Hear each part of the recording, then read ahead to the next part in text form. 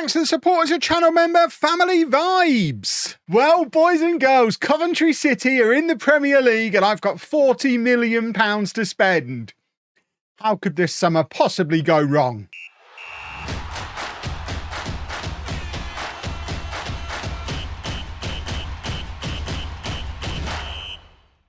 Hello and welcome to Club 2, Part 12 of Non-League to Legend. I'm Kevin. Coming up on today's episode, we have our season review and transfer special at the end of the promotion season. Coventry City are a Premier League club and we were, I was going to say this close, probably quite... We almost won the FA Cup. If the semi-final was the final, we'd have won it. But we don't talk about the FA Cup final anymore. I still get sad about it. But the rest of the season, including the rest of the FA Cup run, went absolutely brilliantly. Signing of the season went to Tim Irogbenum, who there is a guy in the comments every day tells me how to say this properly. I don't remember it when I turn the camera on and start recording, so I'm sorry that I'm still saying it wrong.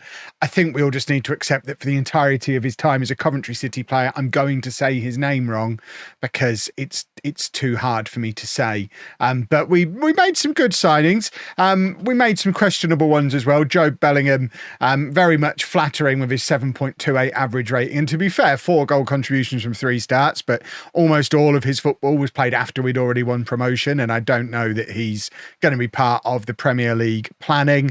De Winter was expensive, but obviously came in and was great. And someone like Fraser Donnelly, I think Fraser Donnelly's probably signing the season as far as I'm concerned. 19 years old when he signed, relatively cheap, signed from the lower leagues, came straight in and was pretty much a nailed on regular starter. So we did some good transfers last summer. We need the same again this year. The board wanted me to finish in the top half, and of course we won the league. We didn't fill the stadium, but we won the league. Room for growth in the Premier League. And Dane Scarlett, top scorer, not just for us, but in the championship as a whole with 31 goals. I don't know if that's something he can repeat in the Premier League. Part of me is a little bit worried and thinking maybe we do need to bring in somebody a bit more. He's 26 years old. If he was going to be a Premier League striker, he would be by now. But he might be one of these late developers. I mean, people were probably saying the same things about someone like Dominic Solanke when he was 25 and was he 25 playing for Bournemouth in the Championship? I feel like that was a thing. And look at him now. He's at Spurs, bless him. So yeah, Scarlett's never going to make it. But if we have a look at the finances, pretty much everything has gone in the right direction, other than broadcast revenue, which is baffling because we won the league and got to the FA Cup final. So how our broadcast revenue dropped, I don't know. Obviously, our competition prize money and matchday revenue and all that stuff increased. And Illing sells more shirts than anybody, which he wasn't ever really a regular starter. But this was our team of the year. Travers in goal, who of course lost his place second half of the season. I think one of my priorities for the Premier League is certainly we learned in the FA Cup final, we need a Premier League quality goalkeeper and we don't have one currently. So goalkeeper's going to need an upgrade. The back four was virtually ever present across all 4 of them. Amrouche, De Winter, Gozzi and Donnelly. I hope they can all make the step up. The one I've got the biggest question mark over, ironically, is the one who got the highest rating, Gozzi. Donnelly and Amrouche are both 20. De Winter is class. He is Premier League quality. Gozzi, not sure. We'll see how he makes the step up, but we'll probably look to bring in at least one more defender. Eccles at the base of the midfield. Keating and Osborne ahead of him. Of course, we now lose Osborne. He goes back to Spurs. We'd love to bring him in permanently, but they want 35 million for him and we're not spending that. But Keating, now club captain, will hopefully make the step up and continue to play pretty much every game in the Premier League. And then the front 3 was Undala on the left, who joins us permanently this summer. Illing on the right. And of course, Dane Scarlett up front. Player of the year went to Illing, young player of the year to Undala, which is odd because he's a 23-year-old loanee who only played half a season for us, and Joey Keating exists. And Donnelly and Amrouche. What a weird young player of the year award that is.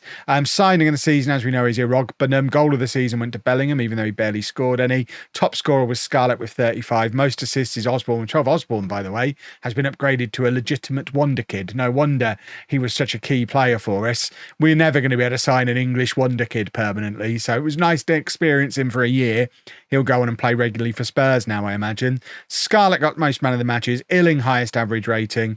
De Winter, best pass completion and also most expensive player in the history of the football club. And Dane Scarlett's top scorer in the championship isn't showing on competition awards because that's always a year out of date. I still forget, even after all these years, of that being broken. Osborne got nominated for Next Gen as well, did he? I didn't even notice that. Is there not a way? There's no way to see the full Next Gen list now, is there? But Osborne, really quite good. Maybe we do just blow the entire budget on him. He's an English wonder kid who's made it onto the Next Gen nominations. Do we just spend the whole budget on him? That's probably a bad idea, isn't it? I do like bad ideas, though. We've got 38.5 million to spend. We've got some spare wage budget as well. We've already had players come to us and ask for pay rises, though. So that's going to be something we should expect over the course of the summer. And also, we've got some big clubs hovering around some of our players, including Saudi Arabian clubs. So the amount of money they can throw around, I mean, all four of them are attracting attention from Saudi Arabia. We've got big Premier League clubs after some of our other youngsters. So there's probably going to be more money to spend, because if someone comes in and offers me 40 million for De Winter and he wants to go, there's not a lot I can do other than let him go. And the same applies to Illing, Age, Scarlett, all these boys. We'd like to move Ephron Mason-Clark on. We'd like to move Bellingham on. There's a lot to do. There's a lot of... I mean, look at how much money he's earning. He's just had a new contract. He needs to be a starter for us very, very soon. But, yeah, lots to do. Priorities... as mentioned, need a goalkeeper, need another centre-back, and then just need to sprinkle Premier League quality throughout the squad. I mean, our FA Cup run shows that we've got players capable of making that step up. We beat Chelsea, we beat Forest, we beat Brighton. We've taken some big Premier League scalps, so we just need to continue adding quality throughout the squad. And almost trying to guess where players are going to fail to make the step up. I mean, everything about Dane Scarlett tells me he should be a good Premier League striker, just like he was a good Championship striker. And I know we shouldn't take this into account when playing non-league to legend rules, but I've had players like him and Adam Eder before, who are your Championship go-to super scorers, and they don't make the step up to the Premier League inexplicably. So I do have that doubt at the back of my mind, even though on paper he's the best player we've got at the club and has just had an incredible season. So I'm not going to force him out, but at the same time, we are going to take off that agreed asking price, because I think it's a long time since we agreed that. And we will we'll see what kind of offers come in for him. I would be looking at 40 or 50 million for me to take an offer seriously. He's a Premier League player now. And if we get offered 40 or 50 million for him with 100% retained transfer revenue, I can buy a lot of wonder kids for 40 or 50 million. So the temptation will be there to basically anyone is potentially saleable. But let's see what happens, eh? Millwall are at it again. They are absolutely throwing money around. I mean, one player I didn't mention before when I talked about offers being hard to turn down. Joey Keating's not going anywhere, but a £41 million offer from Millwall. We've also had big offers in for Dane Scarlett as well, up to £33 million for him. So far, we're holding firm and not selling anybody, other than Gabriel Marusic, who joined us for 700,000, immediately did his cruciate ligaments, and now he's off to Trabzonspor, having failed to get a work permit. But that's the only transfer that's happened so far. We're doing a lot of scouting, but I'm kind of keen to wait for the 1st of July and see what free transfers are available before I go and throw loads of money away. So we've made it to the 1st of July. A couple of signings confirmed, but they're already pre-arranged ones. So Undala's permanent transfer has gone through, and also Montolio, who we agreed to sign at the end of his contract back in January, when we thought we were going to be in the Championship. I mean, I don't know that this 23-year-old with 2 stars of current ability is necessarily going to make a difference for us now, but he comes in from Real Madrid, and that's always exciting. We already knew about Marusic leaving. Egan Riley has gone to Hearts on loan for the season, and we've also loaned out some of the youngsters as well. But that means for the 1st of July, we've got £46 million there, and we are currently pretty much spent up, so we're going to have to move the majority of that into wage budget for free transfer day. But that still leaves us with some very generous budgets. So let's go see what we can find, I guess. The other thing we're trying to do is bring in Luca Romero, because the whole world is after him. It's currently between us, Crystal Palace and Stuttgart, but there were a lot of clubs showing a lot of interest. He can play on either wing or in the hole behind the striker. It allows us to probably move on 2 players to make room for him.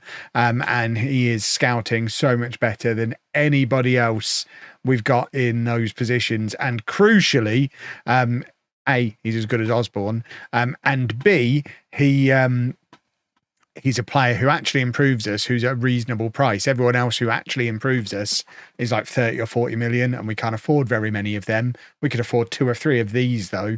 So although it's a position we don't hugely need, we could switch the system around, do a 4-2-3-1, and just have him come in and replace Osborne, and then seems to work for me. It also allows Joe Bellingham to compete with him as a backup player, and I guess probably makes sense to have a 4-2-3-1 being trained as we're losing Osborne. So we will do exactly that. Let's get a 4-2-3-1 ready to go. We won't necessarily use it, but it's always nice to have one ready. Oh, we're having that summer, boys and girls. Those of you who've played Football Manager before, which I assume is most of you, will be familiar with that summer.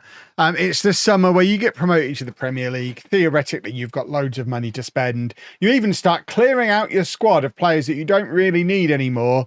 And there's loads of money knocking around, and nobody wants to sign for you. Everyone you identify who is better than what you've currently got is either more expensive, is either too expensive to bring in, or decides to go somewhere else rather than joining you, and you get stuck basically having to go after kids or really old men.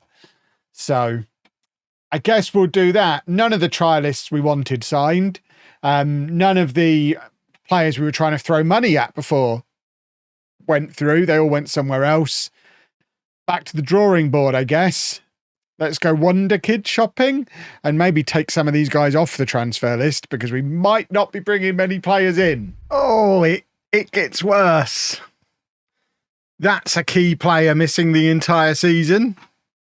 Who have you got to recommend to replace him? I mean, it's a lot of money, and I don't know that he's an improvement. He's a 2.5-star player. Oh, this is it's very problematic. We're trying to bring a defender in on loan currently. We've just got rid of a winger on loan. I mean, to be fair, he wasn't good enough. We had him all last year and barely used him. But still, this squad is getting dangerously thin. I mean, it looks very bloated. I promise you, dangerously thin.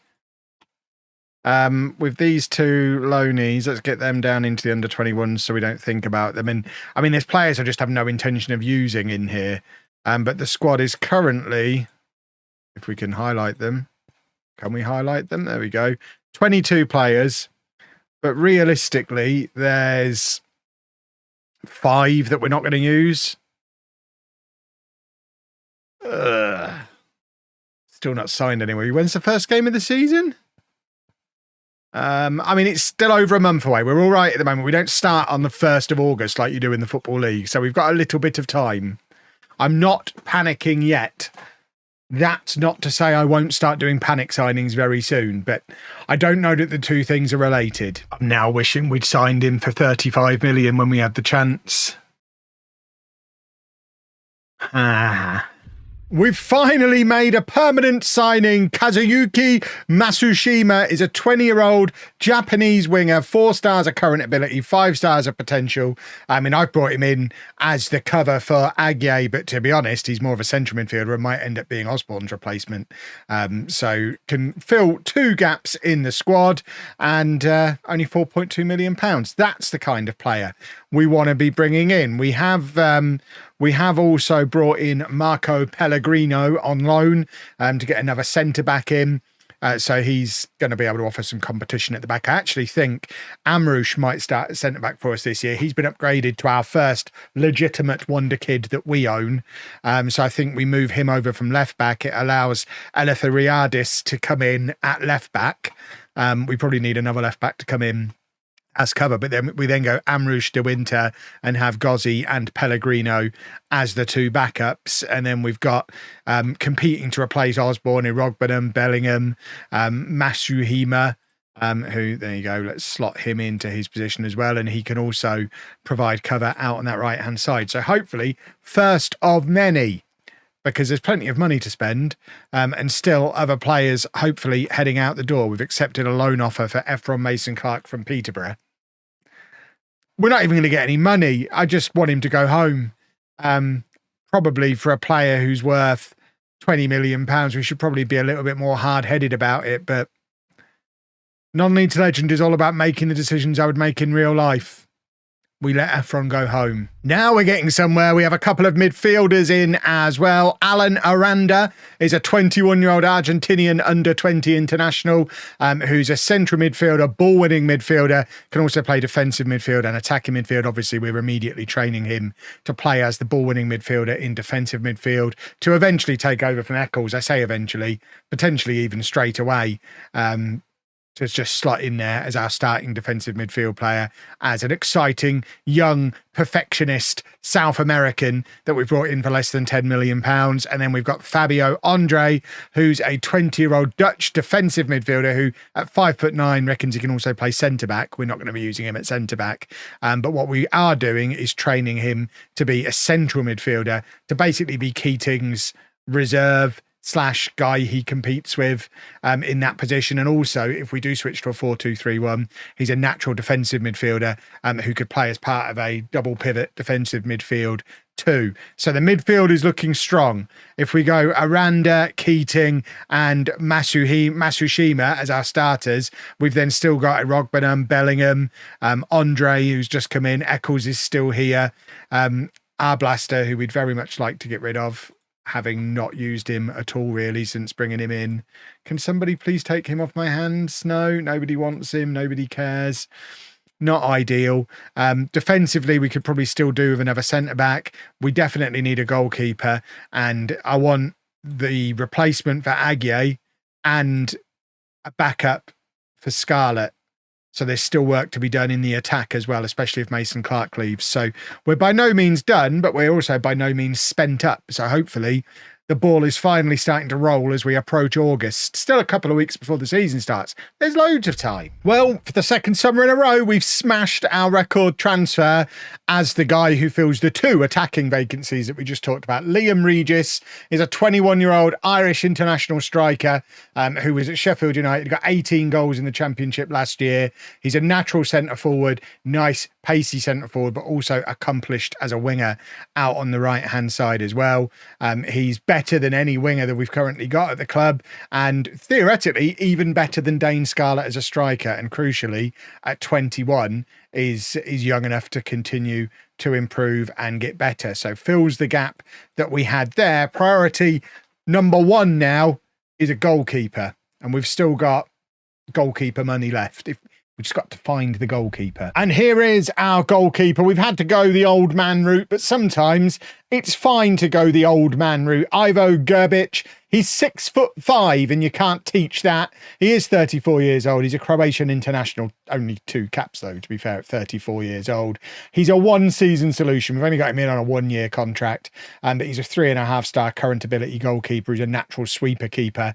Played for Udinese in Serie A last year. Previously of Torino, Sheffield United, Atletico. Lots and lots of experience, so he can slot straight in as our starting keeper, coming over the top of Woodman and Travers. We could probably let one of them go now, because we don't need 3 goalkeepers all earning over 25 grand a week. So I guess Travers is probably the one that we try and move on.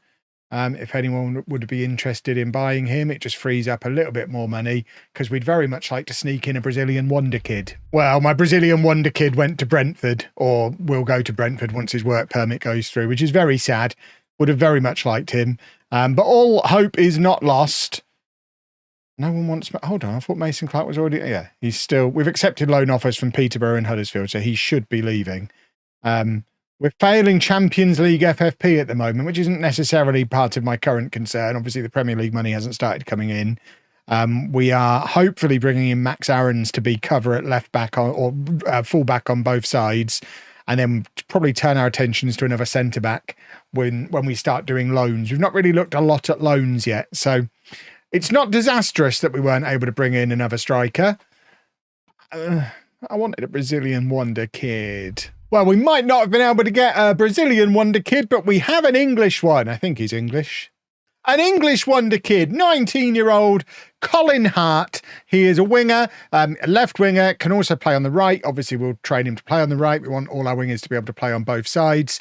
He joins us for a new club record, £33.5 million from Luton, having played 2 games for them this season in the Championship and 9 games for them last year when they got relegated from the Premier League after they spent lots of money buying him from West Brom. He was good at West Brom, though. He's only 19. I think he's going to be excellent. We've now got a front three potentially of Scarlett Scarlett up front, Hart on the left, Regis on the right. A very exciting British. Are they all British? What nationality is Scarlett? Scarlett's English. Hart's English. What's Regis? Irish. Almost British. Front three. Now, because I don't want all the Irish people to hate me, wasn't implying that being Irish makes you almost... You know what I meant. 2 of the 3 are... Don't you even start. Goodness me. How are we doing for money? There's not a lot left, is there? But the season starts tomorrow, so I think we're done. £100 million spent. Hi, I'm Kev. Pleased to meet you. Undala came in permanently. Montolio, of course, coming on a free. Pellegrino on loan. And then the exciting young players began. Masushima, Aranda, Andre, Regis, Old Man Gerbic, Old Man Aarons. I don't think I even mentioned Max Aarons did sign, but 30-year-old Max Aarons is in. £3.2 million from Marseille. Spent the last couple of years out on loan, but he's fine. A proven Premier League fullback, can cover on either side. We needed cover on either side. We've also got Festi Ebosele, who's a 28-year-old Irish international right back, who we're immediately going to train to play left back. We want all our fullbacks to be able to play fullback on both sides. He joins us from Bournemouth on loan with a permanent deal set to go through. There you go. If we avoid relegation, we get him for £5.5 million. But he was playing regularly for Udinese in Serie A. He's gone to Bournemouth for 24 million and never really been used, but he's still only 28. So I think he'll be excellent. And then, of course, Hart coming in as well. And I think you've seen most of these lot leaving. The most recent ones, Jack Radoni's gone to Almere City in the Netherlands. He's gone there on loan. Kessler Hayden has gone to Preston on loan. James Bree, we actually managed to sell to Norwich for £5.5 million, which seems like a sensational piece of business for a 32-year-old. Ephron Mason-Clark didn't want to go home. He's gone to Amiens in the 2nd tier in France. They've got an agreed future fee and they're paying his... optional future fee of 22 million. Plus they're paying all of his wages. And Arblaster has gone to Willemsvaai. I don't actually know. Do they? It's probably not Zwaai in the Netherlands, is it? That would be German. Willem 2. I'm not even going to try and pronounce stuff fancy. So is that the Dutch, the Germans, and the Irish all upset in one little bit? Good work, Kev, you monster. All of which means we've actually put together a half-decent squad in the end. So as goalkeepers, we've got Gerbic and then Woodman and Travers as backup, although Travers might be heading to Burnley on loan, which is fine. We don't need 4 goalkeepers. At left back, we've still got Amrouche as theoretically the starter, although we might end up using him at centre-back as the season goes on. Eleftheriadis is ready to step in and take over from him when the time comes, and Max Aarons can cover both sides. Donnelly can play over on the left as well if need be. At right back, we've still got Donnelly as a starter. Ebosele can cover there, as can Aarons, and various other players can cover across there as well. At centre back, Amrouche is the best, supposedly, and we'll move over there over the course of the season, I imagine. But we've got De Winter and Gozzi, who were the starters last year. Pellegrino's in on loan. Montolio has arrived but isn't ready, so we probably still need another centre back. We've still got 2 weeks of the window left. We might see if we can find another centre back on loan. At defensive midfield, we've got Aranda and Andre, both ahead of Eccles in the pecking order. And then in central midfield, as the playmaker, you can go with Keating, you can go with Masushima. We've got Andre, Bellingham. On the left-hand side of the midfield, the Mezzala, Masushima, Irogbenham, Bellingham. I mean, those 3 excellent options as an attacking central midfielder. Up front, We could go Regis, Scarlett, and then Bellingham and Bonner as backups. On the left, Hart is the best we've got, but Illing can cover there. Aguiar is going to be back in 8 months, but we still have Undala, and Bonner can play out wide as well. And then on the right, Regis is likely to be the long-term starter. Hart can cover there as well, and Illing, Matsushima, Undala can all cover across on that side. And of course, up front, Regis, Scarlett, I think we covered that anyway. Team for the first game of the season is going to be this, I think. But it's by no means settled. I don't know whether Regis will be up front or on the right going forward. Like I say, Gozzi probably drops out and Amrouche moves over eventually as well. I don't know if Andre is the right man to play at the base of the midfield or whether he'll end up competing with Keating. Matsushima may well establish himself in centre mid, but it's a good team with a decent amount of squad depth, and the media don't even think we're going to finish bottom, which is very rare as a newly promoted team from the Championship. We're predicted to finish 18th. I think we should be looking pretty good for a lovely little mid-table finish. We start the season in the next episode away against Newcastle. Let's win 10-0, shall we? If you've enjoyed that, please make sure you leave a nice big thumbs up on there for me. Subscribe to the channel for daily Football Manager videos. And thank you very much for watching.